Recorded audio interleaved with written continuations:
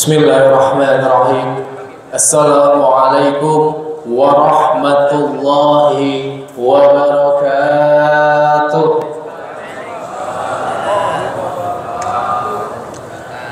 Alhamdulillahi rabbil alamin.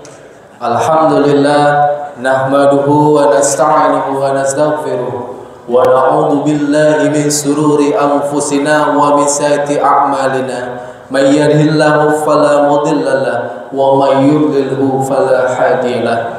Asyhadu an la ilaha illallah wahdahu la syarika lahu wa asyhadu anna sayyidana wa nabiyyana Muhammadan abduhu wa rasuluh la nabiyya ba'da.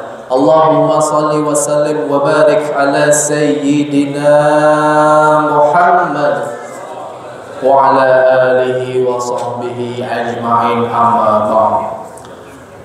Al-Mukarramun yang sama-sama kita hormati dan kita muliakan, penceramah kita dalam kegiatan peringatan Nuzulul Quran 1444 Hijriah pada malam hari ini, pada yang terhormat Al-Mukarramun Al-Ustaz Bapak Ahmad Zarkasi LC-MA. Alhamdulillah beliau sudah berada di tengah-tengah kita. Kita doakan semoga Allah Subhanahu wa taala selalu memberikan kesehatan kepadanya dan tentunya diberikan rezeki oleh Allah Subhanahu wa taala. Yang sama-sama kita hormati dan muliakan qori kita pada malam hari ini, yaitu Al-Mukarram Ustaz Bapak Abdul Hayy. Yang sama-sama kita hormati dan kita muliakan Lurah Benda Baru yang terhormat Bapak Dodi Dores Esos beserta jajaran staf dari Kelurahan Benda Baru. Yang sama-sama kita hormati dan kita muliakan seluruh segenap badan pembina Yayasan Masjid Nurul Iman Perumahan Benda Baru. Yang sama-sama kita hormati dan kita muliakan Ketua Umum Yayasan Masjid Nurul Iman Perumahan Benda Baru Al-Mukarram Bapak Ustadz Haji Romdoniawin beserta jajaran pengurus, para ustadz, para asatidz, para alim ulama, tokoh masyarakat, dan juga tentunya kepada jamaah sekalian. Semoga kita yang hadir pada malam hari ini senantiasa dirahmati Allah Subhanahu wa taala. Amin amin ya rabbal alamin. Salawat teriring salam semoga tak lupa selalu senantiasa kita curahkan kepada junjungan kita baginda Nabi besar Muhammad sallallahu alaihi wasallam. Salawat serta salam kita haturkan juga kepada keluarga dan para sahabat. Semoga telah kita mendapat syafaatnya di yaumil akhir nanti. Amin amin ya rabbal alamin. Jamaah yang dirahmati Allah Subhanahu wa taala, pada malam hari ini kita sama-sama mengikuti kegiatan peringatan Nuzulul Quran di Masjid Nurul Iman. Selanjutnya izinkanlah saya akan membawakan kegiatan acara pada malam hari ini. Untuk mengawali kegiatan yang mulia pada malam hari ini, mari kita sama-sama buka dengan membaca umul kitab suratul Fatihah. Semoga dengan mukjizat Fatihah, dengan barakah Fatihah, acara kegiatan pada malam hari ini mendapatkan keberkahan dan limpahan rahmat dari Allah Subhanahu wa taala. Al-hadiniyah wa kulli niyatin salihah wa illa hadratin Nabi Mustafa Rasulullah sallallahu alaihi wasallam. Al-Fatihah. A'udzu billahi minasy syaithanir rajim. Bismillahirrahmanirrahim. Alhamdulillahi rabbil alamin. Ar-Rahmanir Rahim. Maliki yaumiddin. Iyyaka na'budu wa iyyaka nasta'in. Ihdinas siratal mustaqim. Siratal ladzina an'amta 'alaihim ghairil maghdubi 'alaihim waladdallin. Amin amin ya rabbal alamin. Jamaah yang dirahmati Allah Subhanahu wa taala, untuk acara selanjutnya mari kita sama-sama dengarkan sambutan dari Ketua Umum Yayasan Masjid Nurul Iman Perumahan Benda Baru kepada Al-Mukarram Bapak Ustadz Haji Romdoniawin. Kami silakan. Ustaz, maaf Ustaz.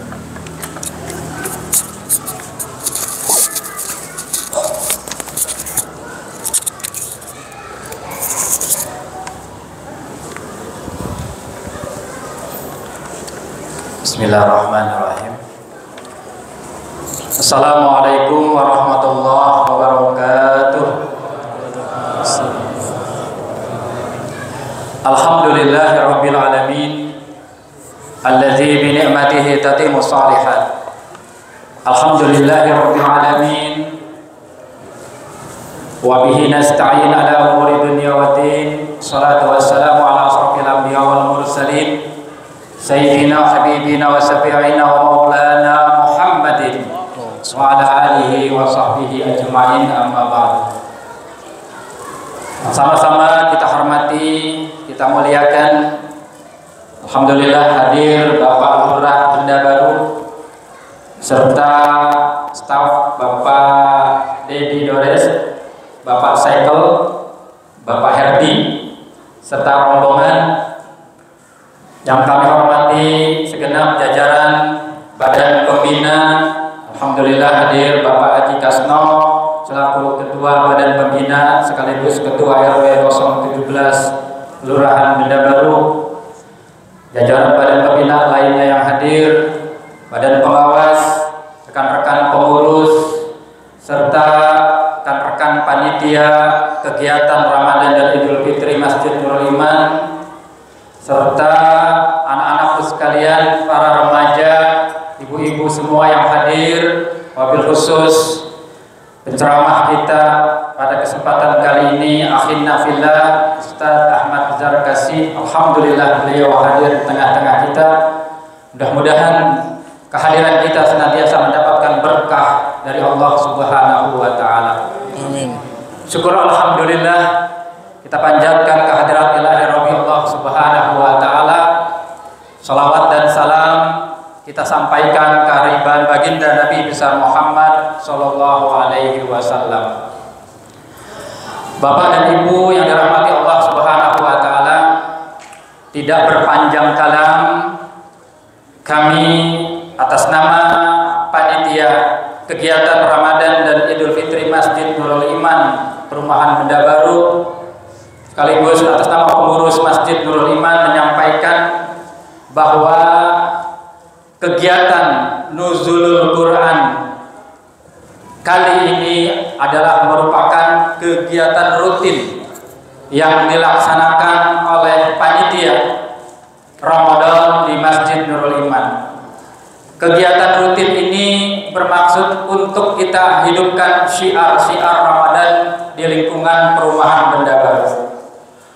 Sudah menjadi, boleh dibilang, tradisi yang diwariskan oleh guru-guru kita, para pendahulu kita di lingkungan Perumahan Benda Baru ini, dan alhamdulillah kita selaku generasi penerus yang nanti juga akan kita wariskan kepada para remaja di Ikrami dan selanjutnya kawan-kawan kita ya di kepengurusan selanjutnya, juga santri-santri dari LPQ akan meneruskan tradisi kegiatan Ramadan di tahun-tahun yang akan datang.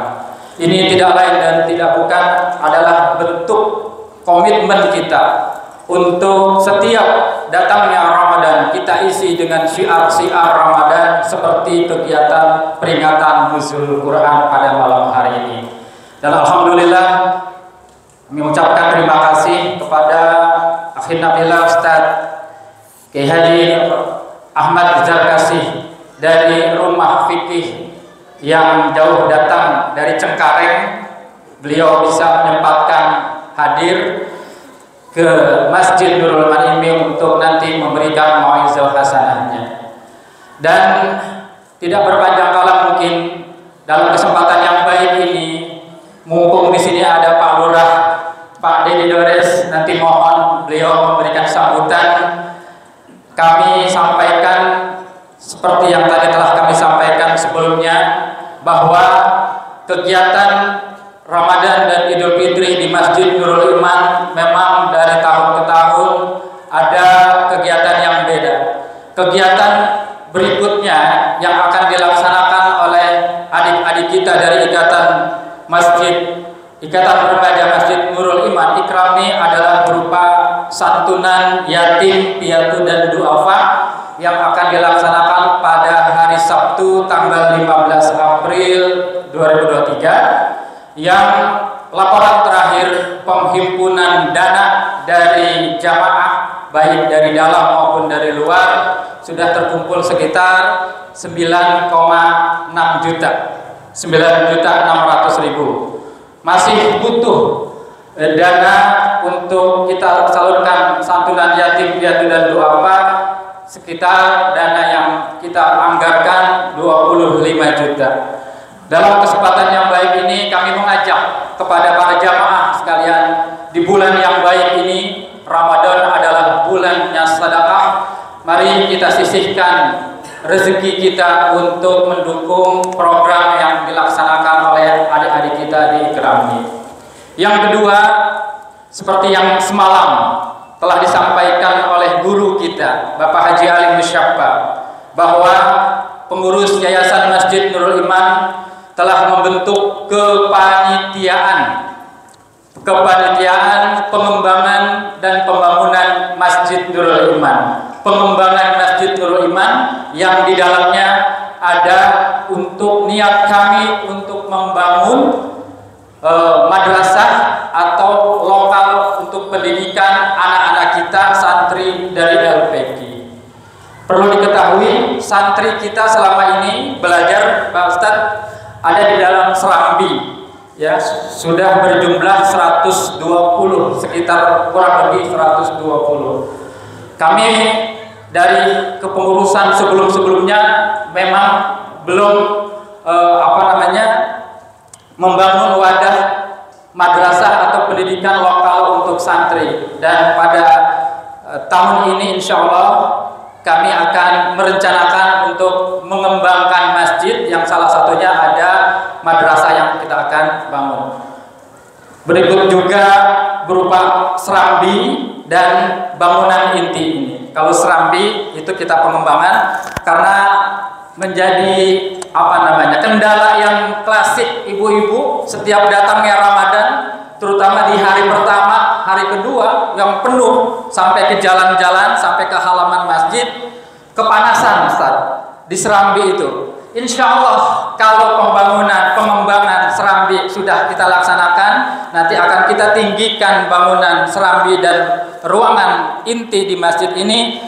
Kendala panasnya, suasana gerah dan lain sebagainya, insya Allah akan tertangani, insya Allah. Untuk itu di bulan yang baik ini, sekali lagi, kemarin juga kita sudah kedatangan tamu dari lembaga Hafzul Quran dari Palestina, yang jamaah juga sudah mengeluarkan infak atau wakafnya untuk membantu program hafalan Quran, tahfiz Quran dari Palestina. Sekarang dibuka lagi ladang amal berupa santunan buat yatim piatu duafa, juga untuk membantu program pengembangan Masjid Nurul Iman. Nanti kami akan mengedarkan list berupa komitmen jamaah untuk mengeluarkan infak atau wakafnya. Tidak harus hari itu juga atau malam hari ini juga, tapi ada niat dari kita, seperak dua perak, ya istilahnya memberikan komitmen untuk membantu berupa infak atau wakaf, membantu untuk pembangunan atau pengembangan Masjid Nurul Iman ini. Nanti panitia bisa mendatangi para jamaah atau jamaah yang akan menghubungi panitia pembangunan dan pengembangan masjid. Itu yang bisa kami sampaikan. Sekali lagi mohon dukungannya, supportnya, doanya kepada kami, juga kepada guru-guru kita, para pembina, agar dalam amanah kami mengemban khidmat untuk mengurus jamaah Masjid Nurul Iman ini bisa terlaksana dengan baik, dan kami bisa memberikan pelayanan kepada jamaah dengan sebaik-baiknya. Wallahu muwaffiq ila aqwamit thoriq. Assalamualaikum warahmatullahi wabarakatuh. Bapak Ibu jamaah yang dirahmati Allah Subhanahu wa taala, dalam sebutannya beliau menyampaikan bahwasannya di bulan Ramadan itu merupakan bulan yang penuh berkah, dan Masjid Nurul Iman bisa dijadikan ladang berkah bagi kita semua untuk menjalankannya.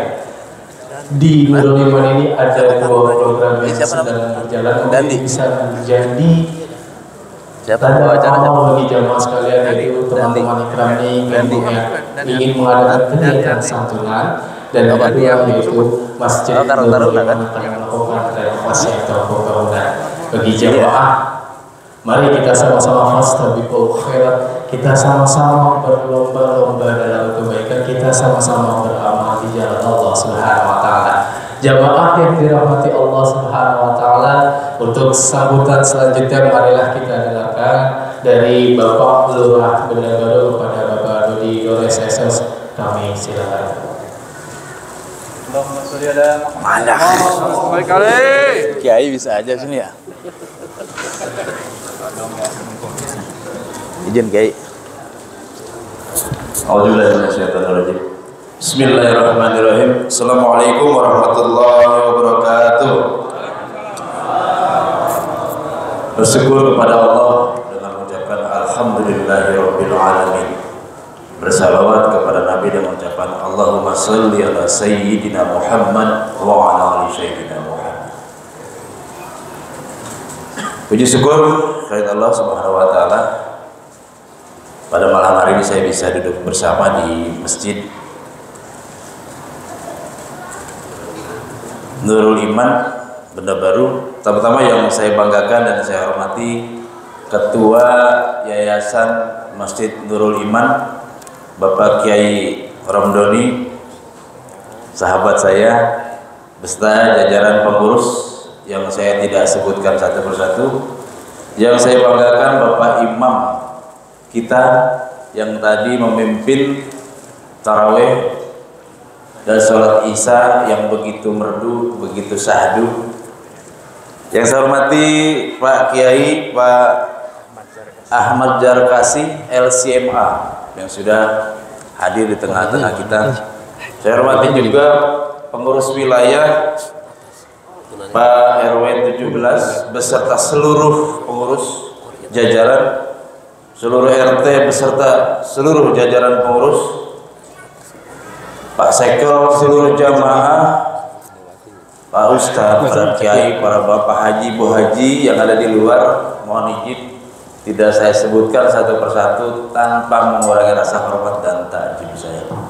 Bapak Ibu jamaah Masjid Nurul Iman yang berbahagia, suatu kebanggaan saya pada malam hari ini bisa bersama-sama ikut bersalat tarawih serta memperingati nuzulul Quran 1444 Hijriah. Selamat datang Bapak Kori kita, yang mana ini hal yang istimewa buat kita. Buat saya pribadi bisa bersolat tarawih dan ikut memperingati malam nuzulul Quran di Masjid Nurul Iman yang luar biasa ini. Ada beberapa hal yang ingin saya sampaikan berupa himbauan dan pengumuman barangkali. Dan saya berterima kasih kepada seluruh pengurus Masjid Nurul Iman yang begitu menggebu-gebu bersemangat untuk pembangunan masjid, perluasan lokal untuk pendidikan, kaderisasi. Sudah terlihat Pak, dari pembawa acaranya ini adalah kader Karang Taruna kami di kelurahan. Jadi mudah-mudahan selalu istiqomah yang tua-tua diteruskan sama yang muda-muda. Bismillah ya. Amin amin ya rabbal alamin. Yang kemudian adalah pengumuman dari kami terkait agenda Pak Wakil Wali Kota Tangerang Selatan Bapak Pilar Saga Ihsan yang insya Allah pada Senin besok tanggal 10 April akan melaksanakan taraweh bersama kita di Masjid Nurul Iman ini. Saya minta kepada semua jajaran pengurus, seluruh jamaah untuk bisa ikut bersama-sama kita bersalat tarawih dengan Pak Wakil Wali Kota supaya lebih meriah. Kita penuhi masjid malam Senin ya Pak Kiai ya. Mudah-mudahan sukses. Saya mohon semua support bantuannya kepada semua sahabat-sahabat di sini. Nanti kita bersama-sama sholat Isya dan tarawih bersama Pak Wakil Wali Kota Tangerang Selatan. Himbauan yang berikutnya adalah terkait zakat. Bapak Ibu ada yang mudik nggak Lebaran ini? Kalau mudik zakat dulu Pak di sini. Ya himbauan kami gitu. Kalau mau mudik zakat fitrah dulu di tempat tinggal. Kalau mau membagi zakat malnya di sini separuh, di kampung separuh, dipersilakan. Barangkali setuju, Kiai. Demikian barangkali untuk hal-hal lain agenda kepada Bapak Ibu, saya mengingatkan bahwa untuk menjaga anak-anak kita di malam hari, khususnya yang laki-laki, di tempat kami itu sudah banyak kejadian. Dari rumah bilangnya mau tadarus ke masjid, nggak taunya perang sarung. Jadi saya mohon bantuan pemantauannya dari semua orang tua. Karena kalau sudah kejadian, nauzubillah. Karena kalau sudah perang, bukan perang sarung Pak, bawa celurit, isi batu, bawa sajam. Mudah-mudahan di Benda Baru tidak terjadi hal-hal yang demikian. Amin, amin ya rabbal alamin. Barangkali itu saja yang bisa saya sampaikan. Mohon supportnya di hari Senin nanti untuk tarling Pak Wakil Wali Kota di Nurul Iman. Mudah-mudahan bisa berjalan sukses dan lancar. Demikian, mohon maaf. Billahi taufiq wal hidayah. Assalamualaikum warahmatullahi wabarakatuh. Udah kan gitu doang. Hah? Udah sih. Terima kasih Bapak Lurah Benda Baru atas sambutannya dan sekaligus memberikan kita himbauan dan juga informasi bahwasanya Bapak Ibu jamaah sekalian, insya Allah hari Senin esok Masjid Nurul Iman akan kedatangan rombongan dari Tareik Ramadan pemerintah Kota Tangerang Selatan yang insya Allah akan dihadiri oleh Bapak Wakil Wali Kota Tangerang Selatan. Jamaah yang dirahmati Allah Subhanahu wa taala, masuki acara selanjutnya. Marilah kita sama-sama dengarkan lantunan ayat suci Al-Qur'an yang pada kesempatan kali ini akan dibacakan oleh Al-Mukarram Al-Ustaz Bapak Abdul Halim. Kepadanya fayatafadhal masyaallah. Ya, pakai kursi atau Hah? Enggak usah. Enggak usah, di sini aja. Iya, sini.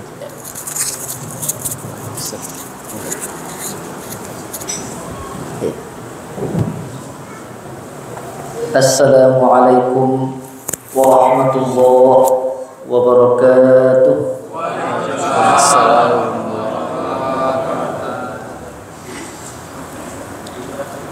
A'udzu billahi minasy syaithanir rajim.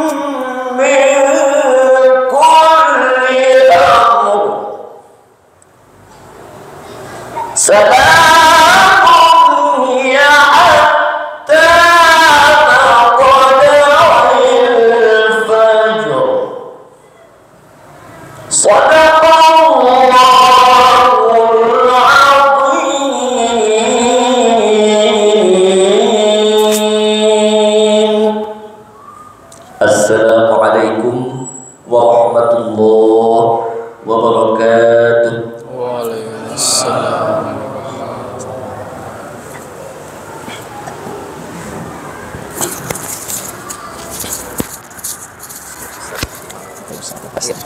Sadaqallahul Azim. Semoga yang membaca dan kita yang mendengarkan sama-sama mendapatkan pahala dari Allah Subhanahu wa taala. Amin amin ya rabbal alamin. Jemaah yang dirahmati Allah Subhanahu wa taala, masuki acara selanjutnya yaitu acara inti dari peringatan Nuzulul Quran pada malam hari ini. Sebelumnya izinkan saya membacakan sedikit biodata singkat dari penceramah kita pada malam hari ini, yaitu Al-Mukarram Al-Ustadz Ahmad Zarkasi LCMA. Beliau bertempat tinggal di Kampung Tengah, Keramat Jati, Jakarta Timur, dan beliau merupakan lulusan S1 dari Universitas Islam Muhammad Ibn Saud Kerajaan Saudi Arabia dan S2 dari Universitas Islam Negeri Syarif Hidayatullah Jakarta, Fakultas Dirasah Islamiyah, dan beliau juga aktif di Rumah Fikih Indonesia.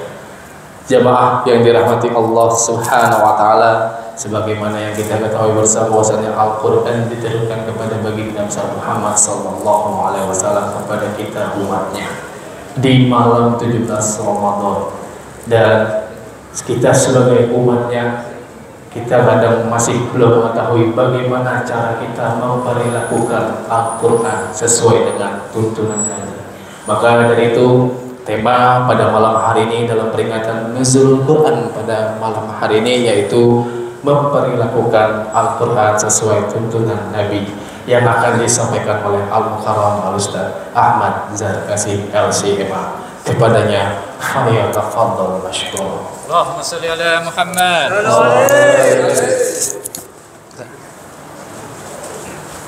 Kursi. Iya. Enggak usah. Enggak usah. Buang kulit.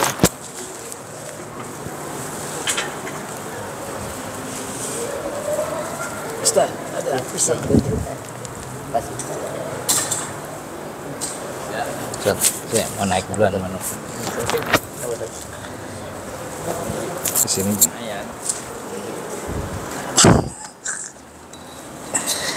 Sudah mikir terus.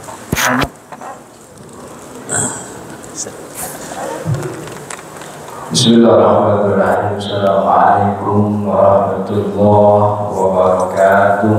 Waalaikumsalam. Ini belum jawab salam saya.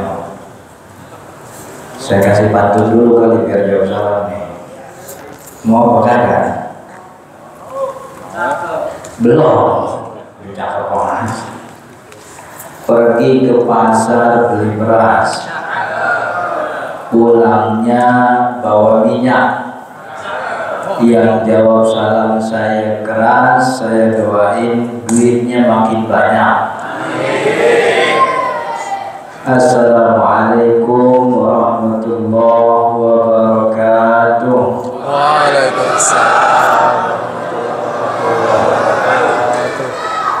Mama belum semuanya jawab tuh. Saya mau pantunin lagi kali. Anak gajah kecebur kali. Yang jawab salam saya ogah, hati-hati. Saya takut lakinya kawin lagi. Assalamualaikum warahmatullahi wabarakatuh.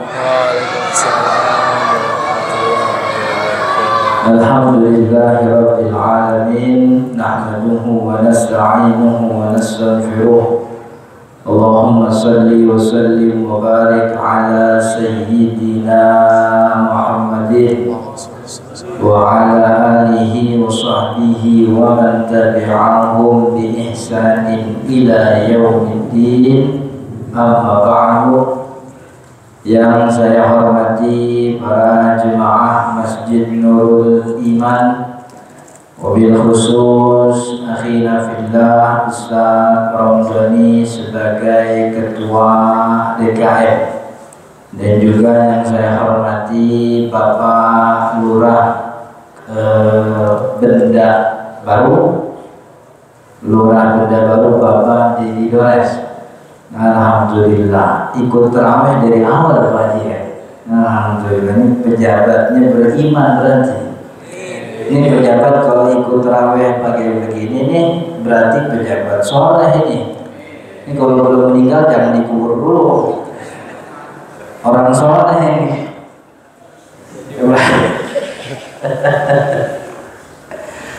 Para jemaah Bapak Ibu yang dirahmati Allah, sudah menjadi kesepakatan ulama bahwa Al-Quran yang merupakan kitab sucinya umat Islam itu diturunkan oleh Allah di bulan Ramadan, dan karena itulah kemudian Ramadan menjadi mulia.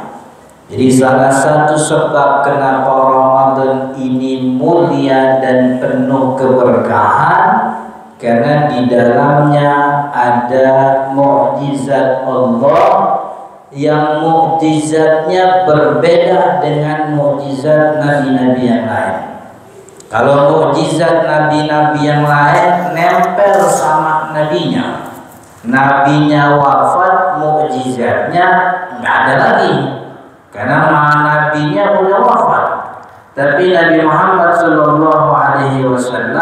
diberikan mukjizat Al-Quran yang walaupun nabinya sudah wafat, sebagian ulama bilangnya secara zahir memang sudah wafat, tapi mukjizatnya kekal abadi sampai hari kiamat. Al-Quran mulia Ramadan, sebagaimana tadi disebutkan oleh qari kita, beliau membacakan surat Al-Baqarah, Syahrul Ramadan alladzi unzila fihil Quran. Dan kesepakatan yang kedua tentang Al-Quran, bahwa Al-Quran ini diturunkannya malam hari. Jadi bukan siang, bukan tengah hari bolong, bukan, malam. Al-Quran mengatakan inna anzalnahu fi lailatin mubarakah, surat Ad-Dukhan. Ditambah lagi Al-Quran yang juga tadi dibaca oleh Imam, inna anzalnahu fi lailatul qadr. Jadi malam tuh, dan memang malam ini waktu yang dimuliakan dalam syariat Islam kita. Isra Mi'raj terjadinya malam hari. Bahkan di antara sholat-sholat sunnah yang paling afdal itu adanya di malam hari. Ulama berselisih nih, sholat malam yang afdal itu sholat witir apa sholat tahajud, begitu.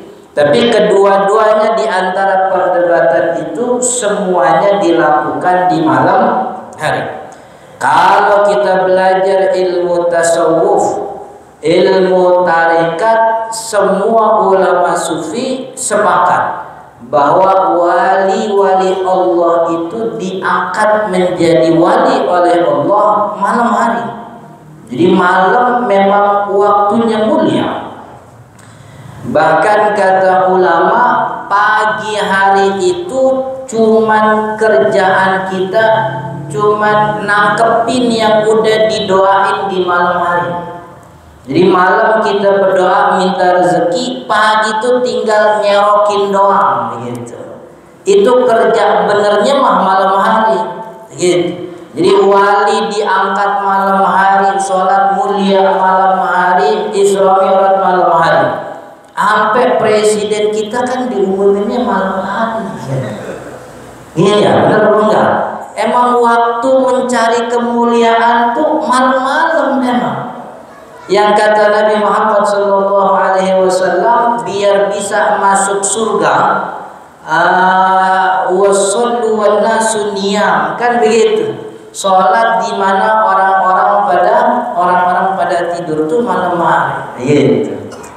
Kalau udah sepakat Ramadan turunnya Al-Quran, turunnya malam hari, terus malam apa nih turunnya Al-Quran? Kata Allah dalam surat yang tadi dibaca sama qari dan juga imam, inna anzalnahu fi lailatul qadr. Lailatul Qadar itu tanggal berapa? Halo. Ini orang nurul iman kalau ditanya ustadznya dipelototin apa dijawab? Dipelototin. Lailatul Qadar itu tanggal berapa tuh? Tanggal 10 akhir, 20 ke atas. Sekarang tanggal berapa nih malam? Malam 17. Berarti kita benar apa enggak nih memperingati nuzulul Quran?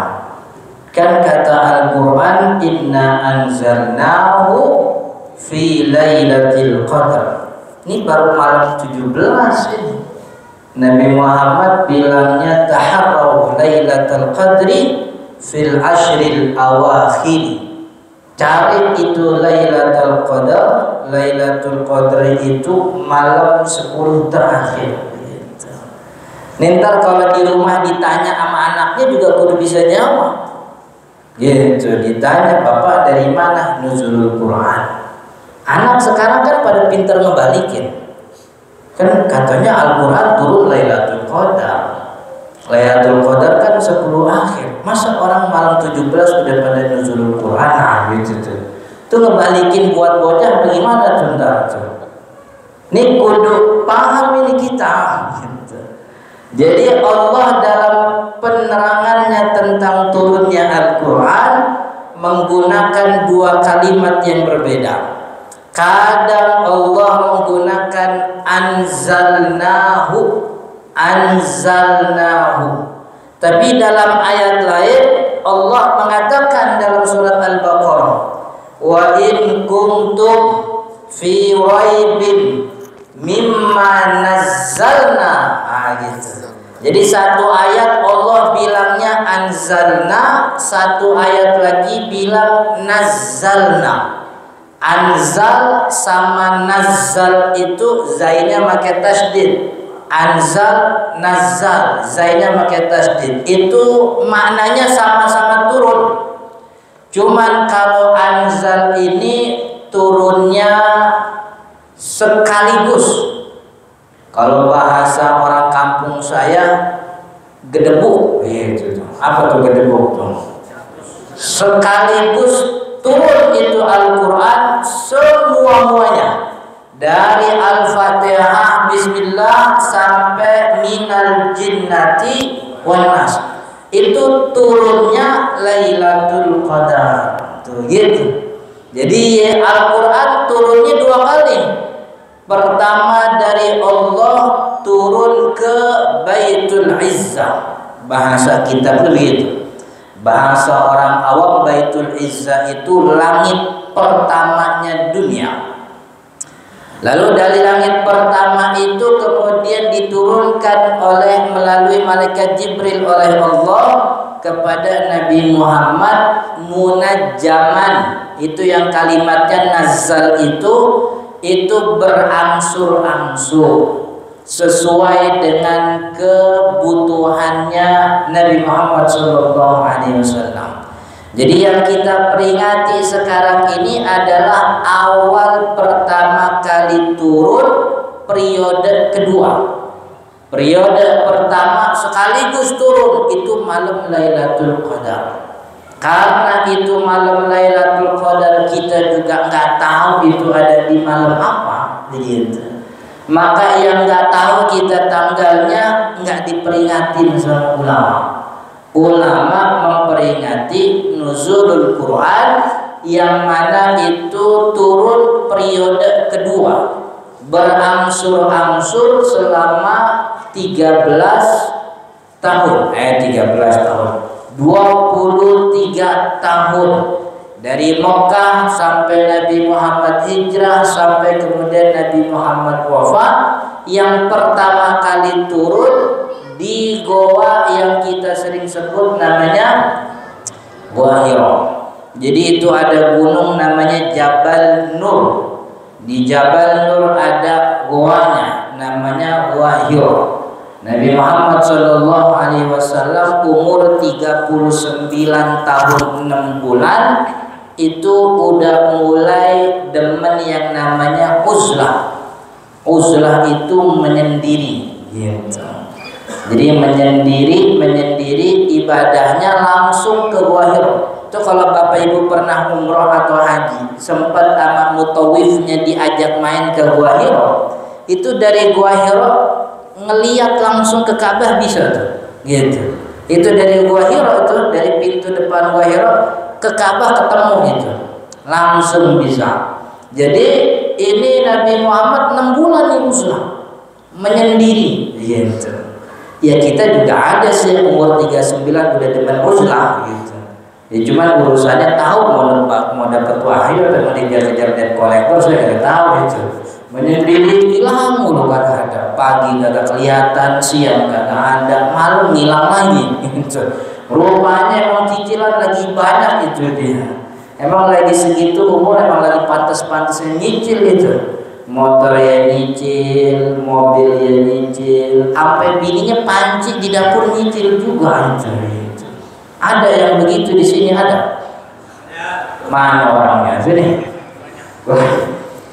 Jadi umur 39 6 bulan uzlah dari Muhammad. Sampai 6 bulan kemudian turun malaikat Jibril. Inilah mulai periode kedua Al-Quran turun berangsur-angsur gitu. Jadi berangsur-angsur. Siapa Ustaz yang bilang itu tanggal malam 17 Ramadan? Yang bilang ini adalah turunnya malam 17 Ramadan itu Imam Ja'far Al-Baqir, salah satu ahlu baitin Nabi Muhammad SAW, yang kemudian riwayat ini dikutip oleh Imam Ibnu Katsir dalam kitabnya Al-Bidayah wan Nihayah. Beliau bilang awal pertama kali ayat Al-Quran turun kepada Nabi Muhammad periode kedua itu malam 17 Ramadan, malam Senin 17 Ramadan di Gua Hira, Al-Alaq 1 sampai 5 begitu. Itu di Gua Hira itu begitu.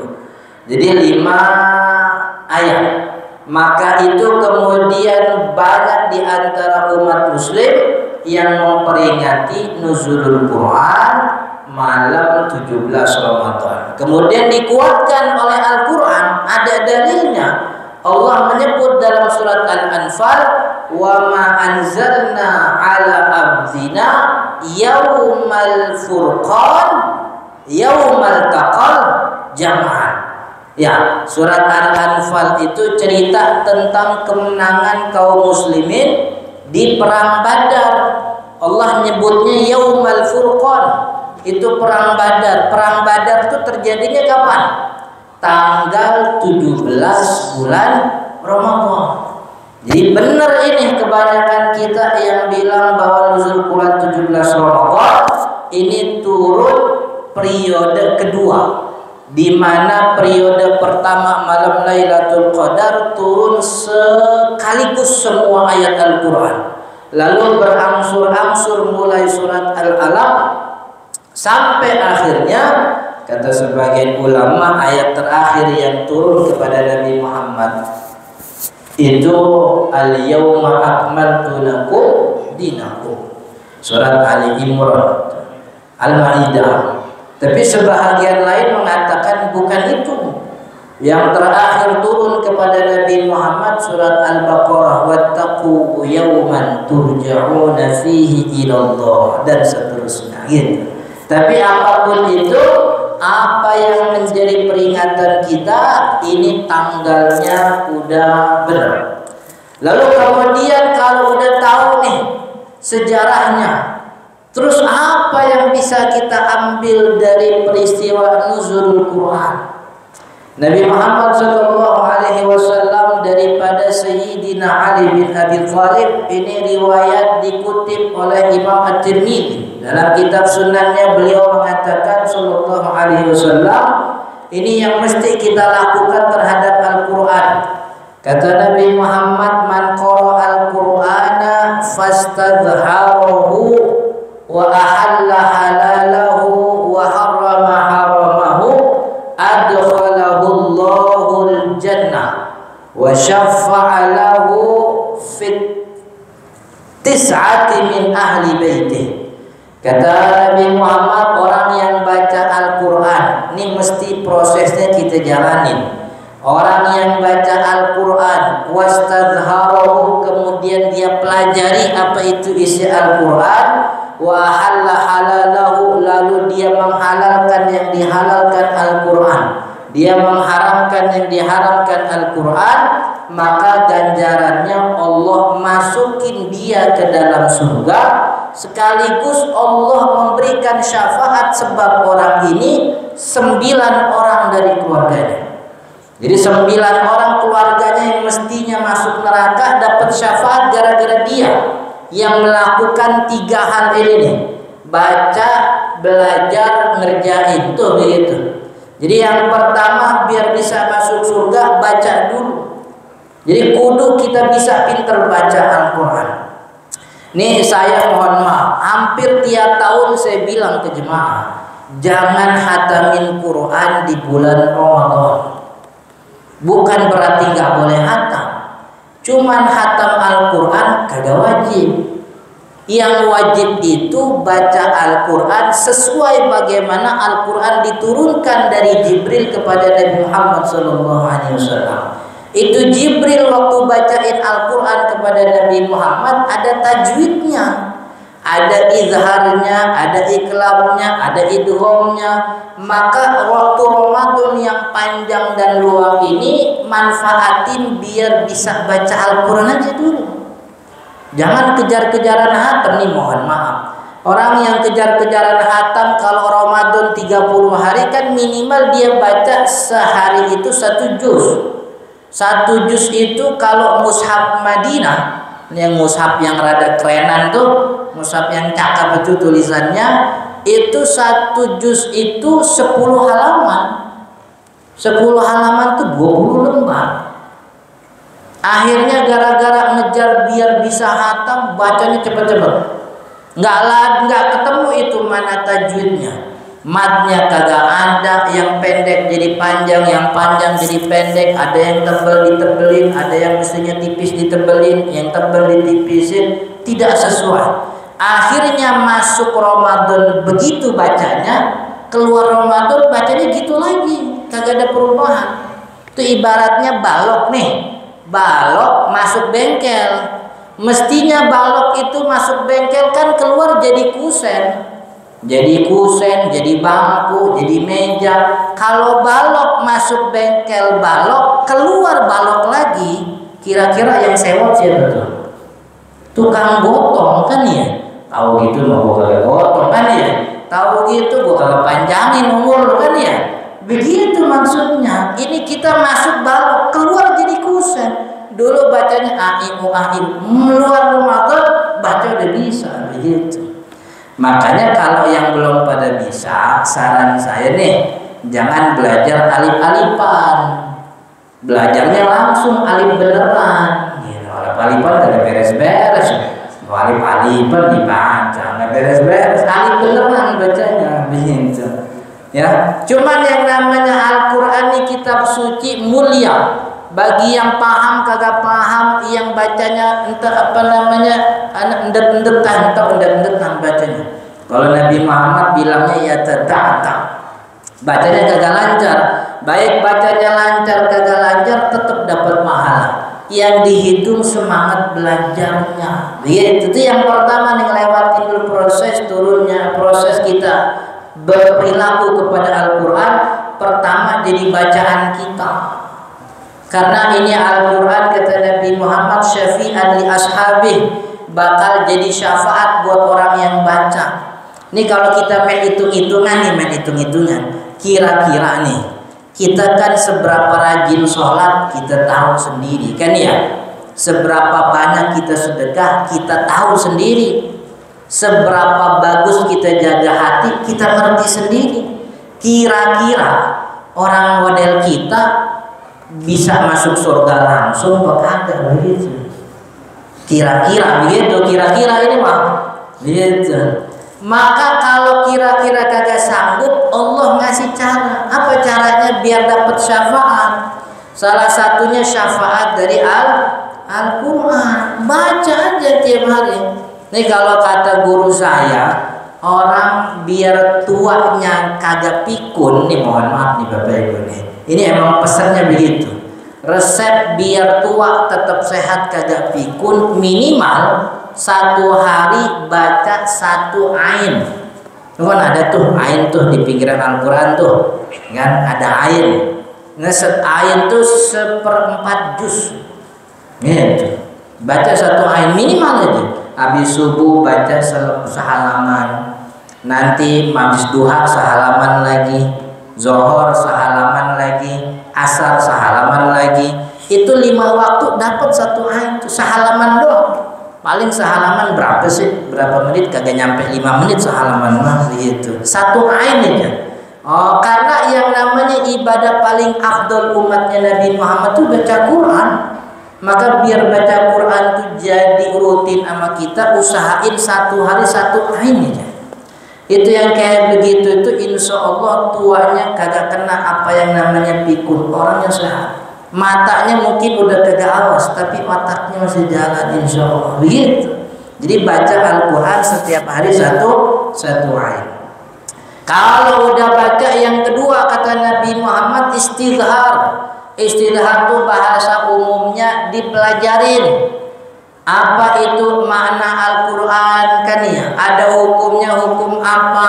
Tapi yang namanya mempelajari Al-Quran jangan sendirian. Jangan baca terjemah. Repot kalau baca terjemah begitu. Karena banyak ayat-ayat Al-Quran yang mengandung makna bersayap. Yang perlu diketahui oleh awam itu isi maknanya apa nih? Dan kalau cuma terjemah aja susah. Karena kalau seandainya nih Bapak Ibu nih, seandainya Al-Quran bisa dipahami hanya dengan diterjemahkan saja, orang Arab jadi ulama semua itu mestinya. Kan ya? Orang Arab kan udah pasti mancung apa kan orang Arab tuh? Udah pasti jenggotan kan ya? Udah pasti pakai gamis itu. Tapi enggak semuanya jadi ulama. Karena Al-Quran enggak bisa dipahami cuman pakai terjemah, kudu belajar, kudu ngaji. Jadi kalau saya dengar tadi ceritanya Ustaz Doni ini, alhamdulillah Masjid Nurul Iman pengajiannya rutin banyak ini. Jadi insya Allah jemaahnya mah kagak ada yang macam-macam gitu. Kagak ada yang tiba-tiba bikin aliran baru gitu. Toto dan aku nabi baru kan ya. Ada yang ngaku nabi baru. Saya herannya tiap ada yang ngaku nabi ada aja ngikutin gitu. Ada aja yang ngikutin. Tiap ada nabi baru ada aja ngikutin. Lama ini. Yang terakhir kabarnya siapa? Ahmad Musaddiq kan ya. Ahmad Musaddiq tahun berapa tuh udah di penjara alhamdulillah. Cuman udah bebas sekarang gitu. Pelatih badminton. Awalnya dulu Ahmad Musaddiq katanya dapat wahyu di mana? Di Parung, di Gunung Sindur dapat wahyunya. Iya di Gunung Sindur. Tahu itu wahyu yang nyamperin siapa itu malam-malam gitu. Ya kan kalau Parung Gunung Sindur itu kan pinggir jalan banyak inian. Apa sih namanya tuh? Aku saya gak kenal begitu. Saya ditawarin sih pernah begitu. Cuman melihat saya pakai sorban, pakai peci, dibilang oh Pak Ustadz gitu. Oh Pak Ustadz mah gratis dah, ngambil berkahnya aja begitu katanya. Mau ngambil berkahnya doang katanya. Jadi itu nggak bisa kita pahami langsung itu Al-Quran, kudu belajar. Ini kayak mohon maaf nih, kita terawih berjamaah tiap malam Ramadan, emang di Al-Quran ketemu ayatnya? Emang ada ayatnya di Al-Quran? Begitu. tiap hari terawih jamaah kan kagak ada. Nabi Muhammad juga nyontohinnya kan kagak. Kalau kita punya cerita tentang sejarah terawih, alhamdulillah saya punya buku judulnya Sejarah Terawih. Saya jelasin bagaimana awal mula terawih dari zaman Nabi sampai kemudian di Nabawi itu terus 20, terus berubah lagi kemarin tuh tahun 2020 Nabawi berubah jadi 10 rakaat. Ya, 10 rakaat. Zaman corona yang orang sholatnya pada mencar-mencar, gitu. Sini sholatnya mencar apa enggak sini? Jumatan libur gak sini? Libur. Saya punya teman, orang kenal itu, Jumatan libur. Cuman pas hari Sabtu diajak mancing di jalan. Ini kan gak ada orang sini begitu ada. Mana orangnya sih? Kan iya. Itu sejarah terawihnya Nabi Muhammad kan kagak berjamaah kayak model kita begini. Jadi Nabi Muhammad muncul di Masjid Nabawi Ramadan tuh malam 23. Malam 23 itu. Tahu-tahu ada masuk aja ke Nabawi. Gitu. Akhirnya yang belakang-belakang tuh, jadi kan sahabat Nabi dibilang Ramadan puasa siang, nanti malam qiyam Ramadan, kan begitu kata Nabi Muhammad. Enggak ada instruksi buat jamaah, enggak ada. Akhirnya karena disuruh qiyam Ramadan, malamnya orang pada sholat. Yang rumahnya rada lega, sholat di rumah sama istri, sama anak. Cuman kan sahabat Nabi juga ada yang model kayak kita, yang rumahnya S-nya ada berapa tuh? Rumah sangat strategis sekali. Strategis soalnya mana-mana dekat itu rumah. Kamar mandinya dekat, dapur dekat, ruang tengah dekat, teras depan dekat. Itu saking dekatnya itu bininya masak di dapur, lakinya lagi tidur, itu bini bangunin laki make kaki nyampe tuh. Itu saking strategis deket banget. Itu rumah yang kecil-kecil begitu kagak bisa sholat. Akhirnya sholat ke Nabawi di masjid. Nggak pernah Nabi Muhammad muncul. Tahu-tahu malam 23 muncul Nabi Muhammad tuh keluar. Akhirnya orang pada ngikutin. Itu pertama kali tarawih berjamaah malam 23. Jadi kalau kita punya tetangga sampai sekarang belum ikut tarawih begitu, jangan-jangan emang ngikutin Nabi benar itu dia. Emang ngajinya belum beres itu. Belum beres deh. Ya itu. Jadi untuk tahu apa isi Al-Quran tidak bisa kita terjemahkan langsung. Hadis Nabi juga sama begitu juga, nggak bisa diterjemah. Ini contoh yang paling sederhana nih. Kalau kita cuman pakai hadis doang, kagak apa kata ulama. Sholat tahiyatul masjid pada tahu apa kagak? Sholat tahiyatul masjid. Tahiyatul masjid hukumnya apa? Sunnah. Pernah gak dengar hadis tahiyatul masjid? Pernah. Kata Nabi Muhammad, idza dakhala ahadukumul masjid fala yajlis. Orang-orang, kalau di antara kalian ada yang masuk masjid, fala yajlis, maka jangan duduk. Begitu. Jangan duduk. Falyarka rakaataini, mestinya dia sholat dulu 2 rakaat baru dia duduk. Kalau dengar hadis ini, Nabi Muhammad ngelarang orang masuk untuk langsung duduk. Ya selonjoran juga kagak boleh, duduk aja nggak boleh. Itu jangan ditanya itu selonjoran boleh kali Ustaz? Enggak, selonjoran kagak, duduk aja nggak boleh. Jadi duduk kagak boleh. Satu opsi yang dikasih sama Nabi Muhammad, sholat dulu 2 rakaat. Ini kira-kira nih, kalau pakai hadis ini doang, mestinya tahiyatul masjid itu hukumnya wajib apa sunat? Wajib. Kan baru tadi bilang sunat, sekarang wajib, kan beda tuh. Jadi sebenarnya yang salah nih kita, apa hadisnya kagak bener, apa ulama yang salah ngasih hukum? Gitu. Hadisnya bilangnya wajib itu. Opsinya cuma satu yang dikasih sama Nabi Muhammad, jangan duduk, sholat 2 rakaat. Gitu. Ini kan kalau kita pikirin berarti benar nih wajib ini, kan ya? Benar nih wajib. Cuman kata ulama kita, hadis kan kagak cuma satu doang. Nabi Muhammad ngomongin sholat banyak orang. Satu waktu ada orang Arab Baduy, orang Arab kampung, datang kepada Nabi Muhammad nanya, ya Rasulullah, alhamdulillah saya baru masuk Islam. Ada dai ke kampung saya ngedakwahin, saya tertarik sama Islam. Ini pas kebetulan Jumatan saya kemari ketemu Nabi Muhammad mau nanya, emang katanya orang Islam kan wajib sholat, emang sehari semalam sholatnya ada berapa? Lalu kata Nabi Muhammad 5 kali sholat sehari semalam. Ditegesin itu sama orang Arab Baduy, 5 kali doang ya Rasul, 5 kali doang. Zuhur, asar, maghrib, isya, subuh. Yang lain tatawu, nama kata Nabi Muhammad. Yang lain tatawu, yang lain sunnah kagak wajib. Nah ini hadis kata ulama jadi standar nih. Kenapa jadi standar? Karena orang ini lagi butuh penjelasan. Kalau Nabi Muhammad ngumpetin penjelasan, Nabi Muhammad zolim.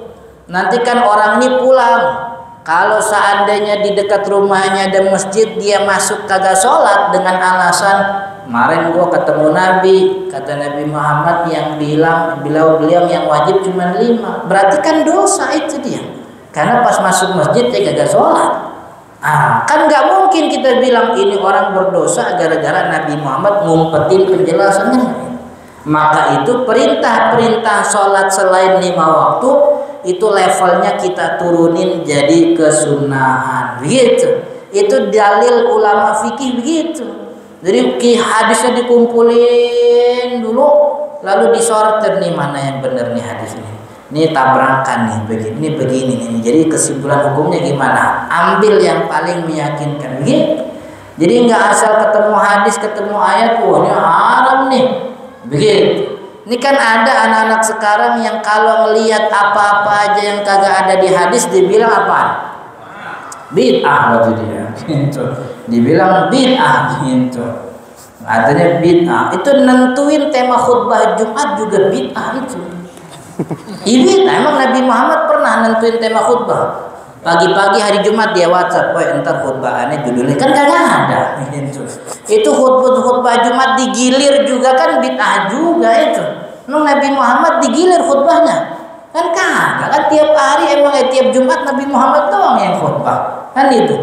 Banyak ini sesuatu yang baru. Makanya kudu bisa tahu mana kudu ngerujuk ketika kita memahami Al-Quran dan Sunnah. Emang tempat yang paling bagus majelis.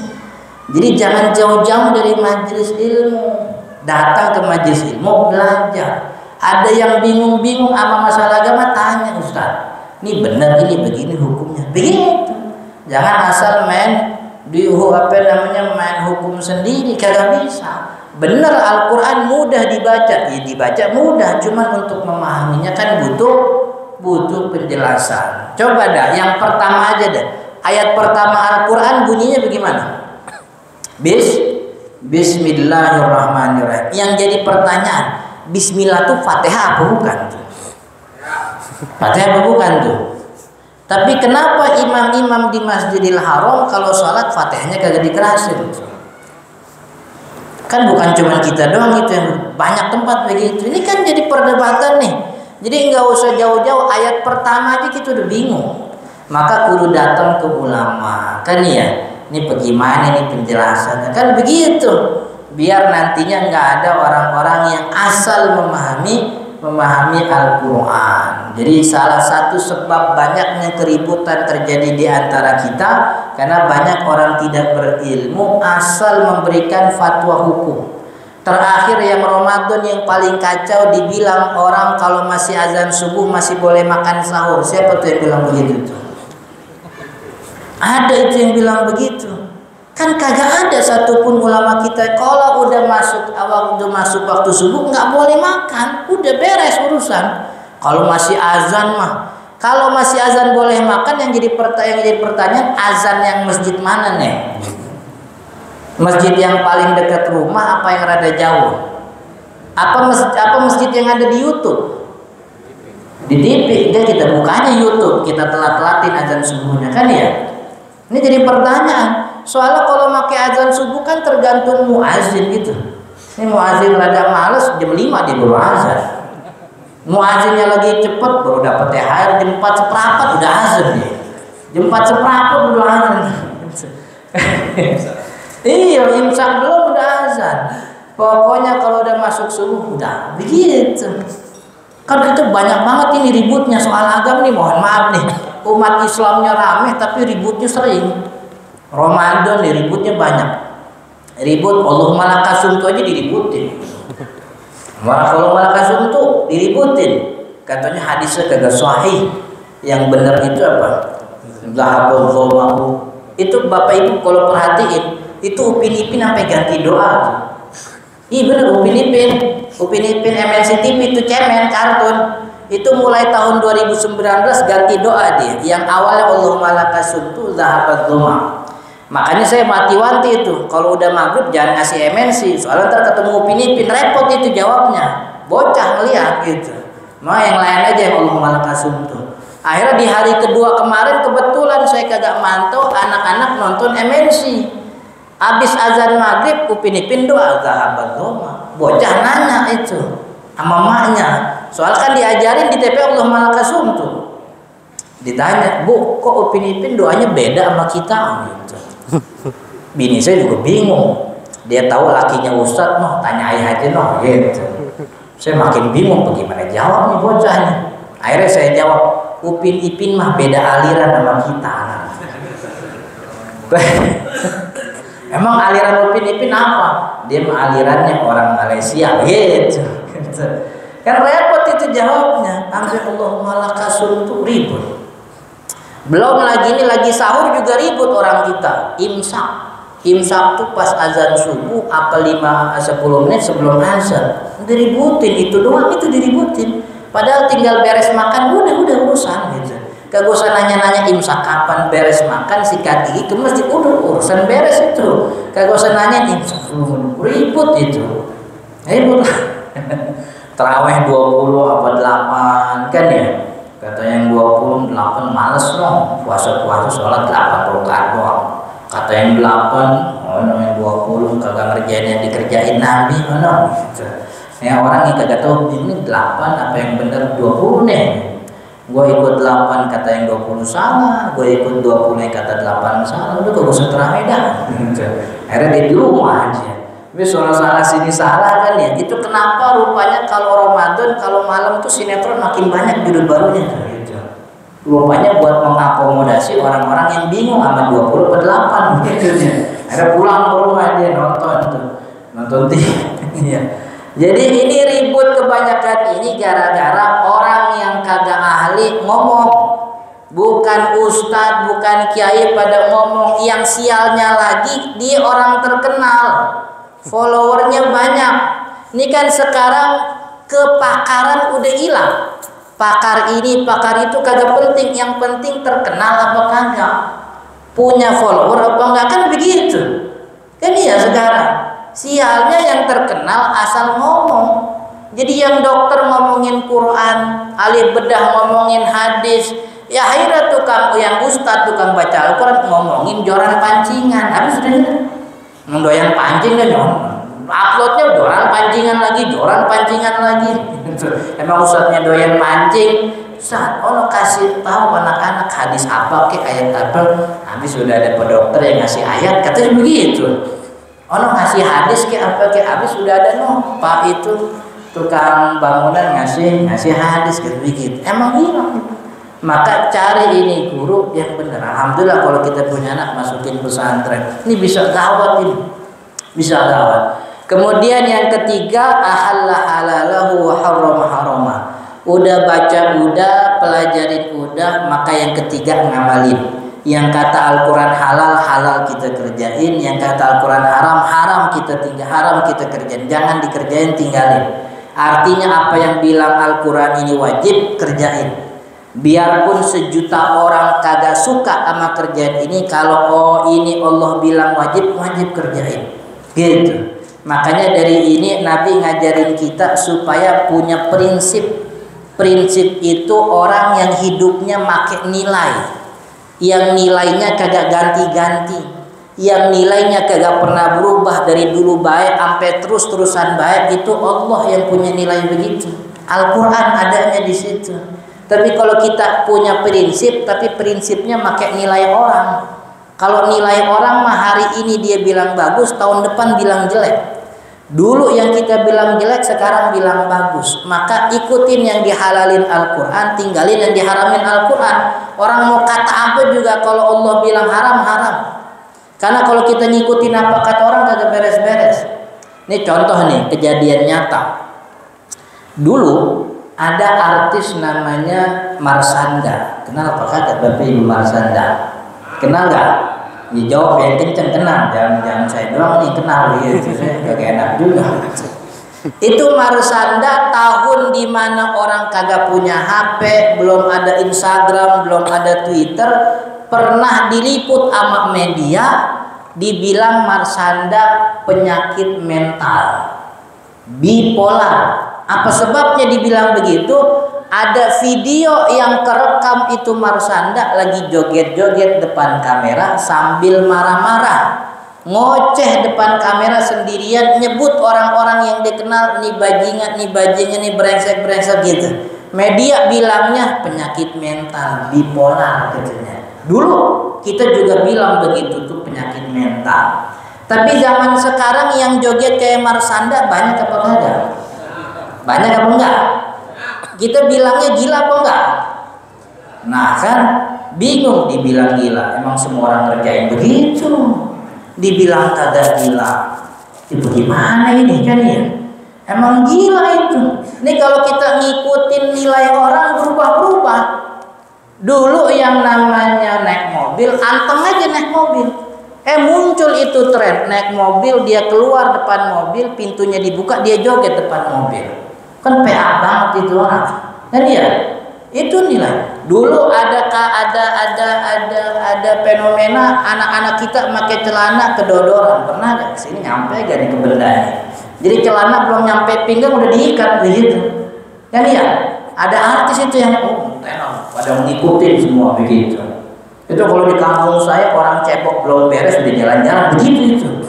Tapi yang namanya viral Ustaz lagi keren ikutin. David Beckham pakai rambutnya mohak. Akhirnya orang kampung pada ngikutin mohak begitu. David Beckham kan rada pantes orang bule. Hidungnya mancung, matanya biru, muka putih, badannya cakep, ganteng, mohak, ya udah pantes gitu. Orang kita kalau rambut mohak kan gak ada pantes-pantesnya itu. Matanya belel, hidung pesek, hitam, potongannya potongan orang brengsek, ini leher daki mulu lagi, rambutnya mohak kan jatuhnya kayak kagak ada emaknya itu anak begitu. Mau ngetren ini Ustaz, lagi ngetren begitu. Muncul lagi Cristiano Ronaldo, pakai rambut cepak pinggirnya, ini tipis pinggir, cuma dikasih stempel PLN di sini nih kan ya. Ada gambar halilintar begini, gambar geledek, orang boleh ngikutin begitu. Bagus itu bagus, kagak ada bagus-bagusnya, cuma karena ngetren, lagi viral ikutin semua. Gitu kita kalau ngikutin nilai orang, begitu akhirnya, nggak punya prinsip. Tapi kalau kita ngikutin nilainya Allah, kata Allah bilang haram, haram, nggak bakal gue kerjain. Allah bilang wajib, wajib gue kerjain. Kan begitu. Puasa kan juga ngajarin begitu puasa. Puasa tuh ngajarin kita biar Allah aja yang kita tuju. Kenapa? Karena puasa ibadahnya kagak kelihatan, kagak ada wujudnya ini puasa. Nggak kayak sholat. Sholat mah ada bacaan, ada gerakan. Ibaratnya orang mah bisa pamer begitu, walaupun kagak boleh tapi bisa pamer sedekah, pamer zakat bisa. Cuman kalau puasa kan kagak ada dipamerin. Orang mau pamerin apa? Gitu. Orang puasa pamerin mukanya dilemes-lemesin ya. Muka lemes juga orang banyak muka lemes, bibir dikering-keringin, kalau sama juga bibir kering juga banyak. Apa ludah dibanyakin kan kagak juga. Nggak ada kelihatan. Maka karena ini ibadah kagak kelihatan, satu aja yang kita harapin, Allah ngasih pahala begitu. Lihat, makanya di akhir puasa kita bilang Allahumma lakasumtu. Ya Allah, ini untuk doang, ini puasa saya begitu. Karena sepanjang puasa saya bingung mau mamerin apa ya Allah. Ludah dipamerin, orang lain juga pada beludah gitu. Muka dilemesin, yang lebih lemes dari saya banyak gitu. Nggak ada yang saya pamerin dari puasa, cuman buat kamu aja ya Allah, cuman buat engkau ya Allah begitu. Ini puasa ngajarin kita ikhlas, yang itu merupakan fase ketiga dari kewajiban kita terhadap Al-Quran. Baca, belajar, amalin. Mudah-mudahan bermanfaat. Ini udah jam 10 dawayanya kita pulang begitu ya. Karena besok kita mau puasa lagi di hari yang besok hari ke berapa? Hari 17. Sama semua kan ya, besok 17 kan ya? Kali ada yang beda, ada yang udah 28 kali besok. 2 hari lagi dia takbiran. Jadi Bapak Ibu, saya mohon maaf jika ada kata yang kurang berkenan, saya mohon dikoreksi. Iya, sekaligus kita doa mudah-mudahan semua jamaah yang hadir di sini diberikan kesehatan oleh Allah, dipanjangkan umurnya, disehatkan badannya, dimurahkan rezekinya. Kita doakan juga Pak Lurah dan seluruh pemimpin-pemimpin kampung kita diberikan kesehatan badan, diberikan ketubuhan, diberikan kesabaran, dan juga diberikan kesejahteraan. Kita juga semua di sini mudah-mudahan kita semua diberikan husnul khatimah oleh Allah Subhanahu wa taala. Al-Fatihah. A'udzu billahi minasyaitonir rajim. Bismillahirrahmanirrahim. Alhamdulillahirabbil alamin. Ar-Rahmanir Rahim. Maliki yaumiddin. Iyyaka na'budu wa iyyaka nasta'in. Ihdinas siratal mustaqim. Siratal ladzina an'amta 'alaihim ghairil maghdubi 'alaihim waladdallin. Allahumma shalli 'ala sayyidina Muhammad wa 'ala ali sayyidina Muhammad. Allahumma ighfir lana dhunubana wa li walidina warhamhum kama rabbawna shighara.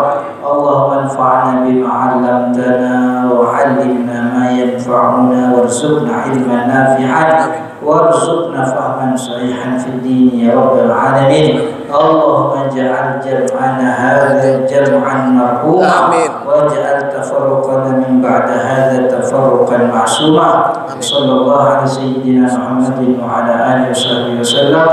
Walhamdulillahi rabbil alamin. Assalamualaikum warahmatullahi wabarakatuh. Waalaikumsalam warahmatullahi wabarakatuh. Jazakallah khair Ustaz atas ilmu yang diberikan kepada kita semua jamaah. Jadi cara kita memperlakukan Al-Quran itu dengan cara dibaca, dipelajari, dan tentunya diamalkan. Semoga apa yang kita dapatkan dari Bapak Ustaz Muhammad Zarkasi Ilsi bisa kita terapkan di dalam kehidupan kita sehari-hari. Amin amin ya rabbal alamin. Jamaah yang dirahmati Allah Subhanahu wa taala, sudah selesai acara kita dalam kegiatan peringatan Nuzulul Quran pada malam hari ini. Untuk itu kita tutup acara malam hari ini dengan sama-sama membaca lafaz hamdalah. Alhamdulillahirabbil alamin. Saya selaku pembawa acara mohon maaf apabila terjadi kesalahan dan kekurangan. Kurang lebihnya mohon maaf. Wallahul muwaffiq ila aqwamit thoriq. Wassalamualaikum warahmatullahi wabarakatuh.